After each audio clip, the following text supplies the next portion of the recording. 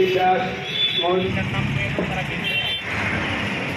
CPIM মধ্য বনমালীপুর অঞ্চল কমিটির ডাকে আগরতলা পৌর নিগমের 21 নম্বর ওয়ার্ডে আজকের এই বিক্ষোভ এবং যে ডেপুটেশনের কর্মসূচি, এই কর্মসূচিতে উপস্থিত আমাদের বন্ধুরা, মাইকে যারা কথা শুনছেন, আগরতলা শহরের শ্রদ্ধাভাজন নাগরিকরা, ব্যবসায়ী বন্ধুগণ, পথচলতি মানুষ, আমরা প্রথমেই সিপিআইএম সদর মহকুমা কমিটির পক্ষ থেকে আপনাদেরকে অভিনন্দন জানাচ্ছি, নমস্কার জানাচ্ছি। আপনারা শুনেছেন যে আগরতলা পৌর নিগম ত্রিপুরা রাজ্যে একটা অন্যতম গর্বের প্রতিষ্ঠান ছিল, গর্বের সংস্থা ছিল।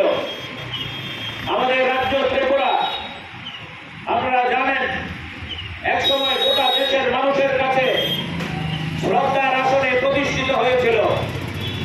আমাদের রাজ্যের মধ্যে এক টানা বামফ্রন্ট সরকার 25 বছর, এরপর 10 বছর এই সরকার সেখানে পরিচালনা করেছে।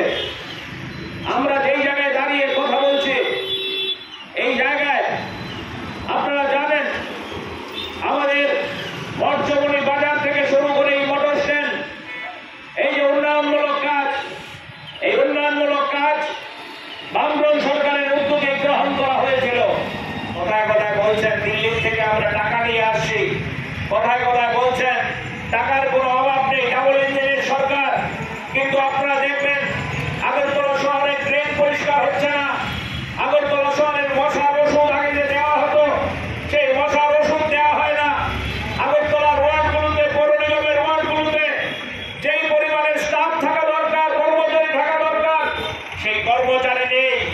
ওয়ার্ডগুলোতে আগে 12 এর শ্রমিকদের দিয়ে রাস্তাঘাট পরিষ্কার করানো হতো, ড্রেন পরিষ্কার করানো হতো।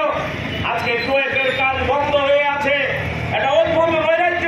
কোথাও কাউন্সিলরের কাছে, কোথাও পৌর নিগমের যিনি অফিসার আছেন অফিসারের কাছে, কোথাও পিডব্লিউডি দপ্তরের ইঞ্জিনিয়ারের কাছে, কোথাও হাসপাতাল কর্তৃপক্ষের কাছে আমরা আমাদের দাবি সনদ দিয়ে যাব, তাদের নজরে নেওয়ার চেষ্টা করব, তাদের ওই দাবি সনদ দিয়ে তাদেরকে হুঁশ ফেরানোর চেষ্টা করব।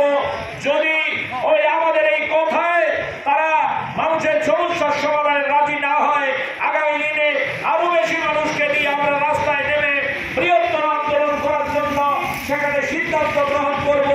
আমরা গোটা রাজ্যের মানুষকে একত্রিত করে আগামী দিনে আন্দোলনে নেমেই এই সরকারকে হুঁশ ফেরাবো। এর জন্যই আমরা আমাদের এই দাবি সনদ নিয়ে আন্দোলনে নেমেছি। স্থানীয় ইস্যুর দাবি নিয়ে আমরা আন্দোলনে নেমেছি। কেউ যদি মনে করেন এটা সরকারের কোনো কর্তা ব্যক্তির বিরুদ্ধে আমাদের ক্ষোভের বহিঃপ্রকাশ, না বন্ধু, এটা সরকারের কোনো ব্যক্তির বিরুদ্ধে আমাদের লড়াই না, সরকারের কোনো কর্তার বিরুদ্ধে আমাদের লড়াই না, ব্যক্তিগতভাবে কোনো কাউন্সিলরের বিরুদ্ধে আমাদের লড়াই না। আমাদের লড়াই হচ্ছে মানুষের জীবনের দৈনন্দিন যে সমস্যা, এই সমস্যার সমাধানের জন্য লড়াই। এই লড়াইগুলোকে আদায় না হওয়া পর্যন্ত সিপিআইএম রাস্তায় থাকবে, লড়াই করবে। আমরা মানুষের কাছে আবেদন